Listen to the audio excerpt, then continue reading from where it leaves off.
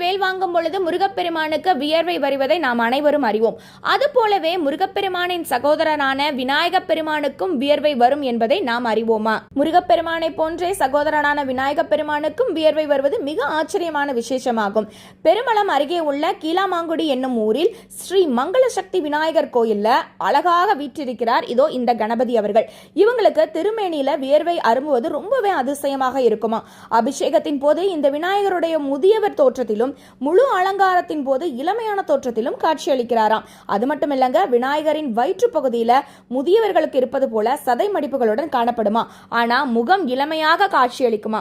இன்று கார்த்திகை சங்கட சதுர்த்தி, அதுவும் இந்த விநாயக பெருமானை மனதில் நினைச்சிட்டு கீழாமாங்குடி ஸ்ரீ மங்கள கணபதியை மனசுல நினைச்சிட்டு நாம வீடுகள்ல கும்பிடுவோம். கண்டிப்பாக விநாயக பெருமானிடம் கேட்ட அனைத்து வரங்களும் நமக்கு நிச்சயமாக கிடைக்கும். ஓம் விநாயகா போற்றி.